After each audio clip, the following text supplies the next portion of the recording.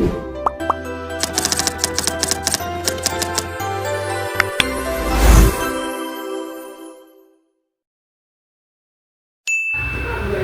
selamat pagi teman-teman.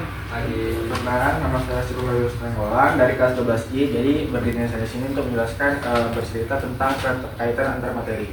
Jadi pada materi pertama itu saya mempelajari tentang apa itu perubahan dan perubahan sosial. Awalnya saya bertanya apa itu arti dari kata berubah.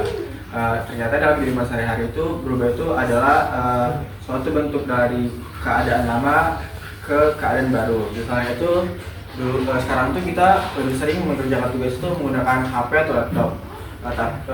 Padahal dulu kita tuh lebih sering ditulis di buku. Dari situlah saya mulai menyadari bahwa berubah adalah sesuatu yang dekat dengan diri saya. Selanjutnya ada perubahan dan perubahan sosial. Nah, perubahan sosial ini yang menjadi materi dasar untuk melanjutkan materi-materi selanjutnya. Selanjutnya itu ada eksplorasi konsep. Nah, dari materi sebelumnya saya sudah memahami apa itu arti perubahan sosial sehingga saya dengan mudah dapat menganalisis apa saja bentuk contoh-contoh perubahan sosial di berbagai bidang.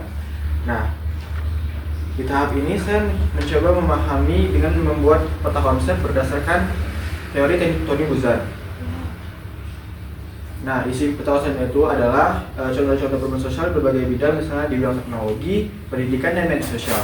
Nah, setelah itu saya masuk ke belajar ke fase refleksi terbimbing. Di bagian ini saya diminta Pak Wawan membuatkan video pendek berdurasi minimal 2 menit. Nah, waktu bikin video ternyata pengalaman pas buat mind map itu sangat membantu. Ide yang saya tulis di mind map menjadi pegangan untuk menjelaskan apa itu perubahan sosial di video. Selanjutnya fase ruang kolaborasi.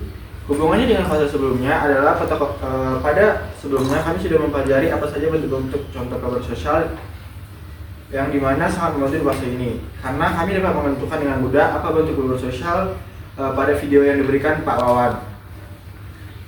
Nah, kalau di refleksi saya bekerja sendiri, maka di ruang kolaborasi ini saya diajak kerjasama dengan teman sebangku untuk membuat poster tentang bentuk perubahan sosial. Dari sini saya bisa lihat kalau refleksi terbimbing dan ruang kolaborasi saling berkaitan. Refleksi melatih saya mengungkapkan ide secara pribadi, sedangkan ruang kolaborasi mengajarkan bagaimana itu bisa digabungkan dengan orang lain untuk menghasilkan karya bersama. Tahap selanjutnya adalah demonstrasi kontekstual. Pada fase ini saya dan teman-teman disuruh Pak Awan untuk membuatkan cerita pendek tentang pengalaman saya dari 3 fase sebelumnya. Yang pertama itu mulai dari diri, lalu mengembangkan gagasan saya dengan membuat mind map di fase eksplorasi hingga menuangkan idenya ke dalam bentuk video refleksi terbimbing serta ruang kolaborasi. Pengalaman dari 3 fase ini akhirnya saya rangkai menjadi sebuah cerita pendek yang sederhana yang menggambarkan perubahan sosial di sekitar saya.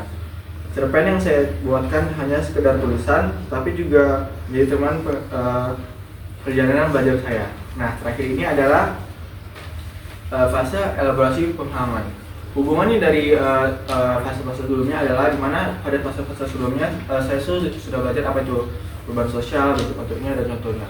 Nah, pada fase ini saya disuruh mencari 3 istilah penting, yaitu revolusi, evolusi, dan modernisasi. Dengan begitu, saya bukan hanya bisa menceritakan pengalaman, tapi juga menjelaskan konsep perubahan sosial dengan lebih jelas dan terarah. Sekian dari saya, terima kasih.